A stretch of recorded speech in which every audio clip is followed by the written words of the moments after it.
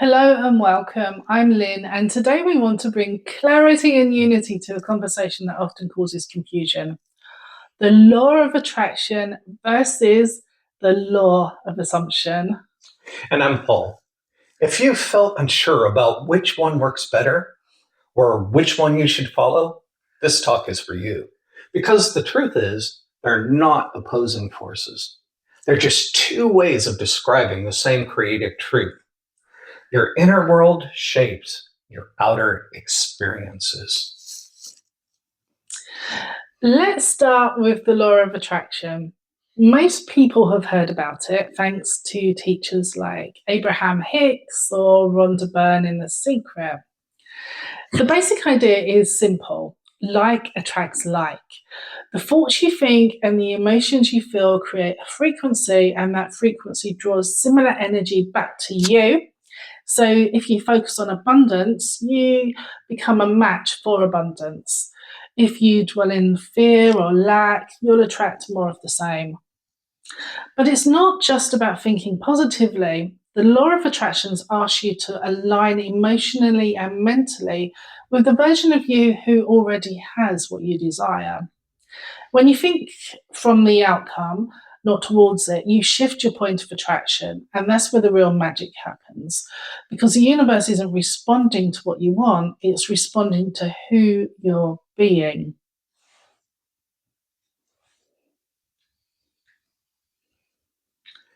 Now let's explore the law of assumption. This teaching is most closely associated with Neville Goddard. He taught that whatever you assume to be true will become true in your experience. He encouraged his students to live in the end. That means you don't look at the world and react.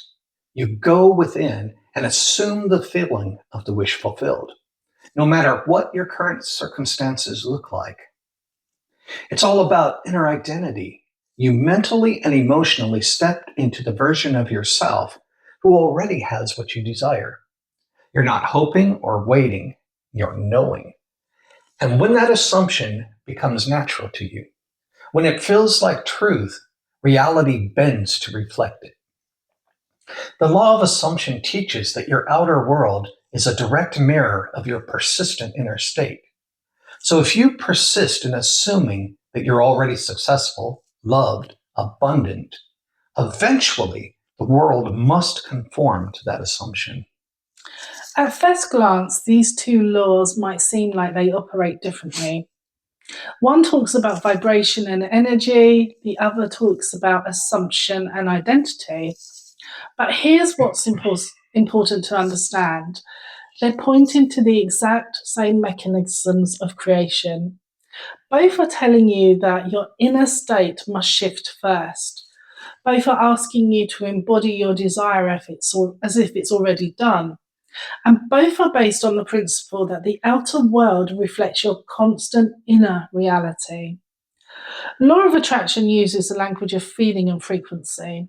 Law of assumption uses the language of identity and belief. But they share the same foundation, that your consciousness is the first cause. So when people argue over which one works, they're missing the point.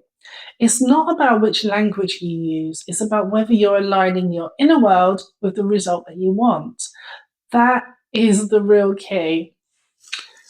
Whether you resonate more with the law of attraction or the law of assumption, you'll find they share three essential ingredients: belief, feeling, and focused attention. Both require you to believe in the reality of your desire before it shows up. Both ask you to feel the state of fulfillment now, not someday, but now. And both rely on your ability to hold that state with focus and consistency. If you keep shifting your attention back to, why is it not here? You break the flow. But if you persist in the knowing that it's already yours, you create momentum. Neville called that loyalty to the unseen reality. Abraham Hicks might call it staying in the vortex. Different words, same process. And let's be clear, it's not about pretending, it's about becoming. becoming the version of you who lives that desired reality with ease and, most importantly, conviction. This is where we want to offer a higher perspective. There's no need to divide into teams or choose one camp over another. When we see both of these teachings as tools, not rival systems, we become powerful. You can use the law of attraction practices to uplift your energy and law of assumption to anchor your identity. One helps you raise your emotional frequency, the other helps you step into the mindset of already having it.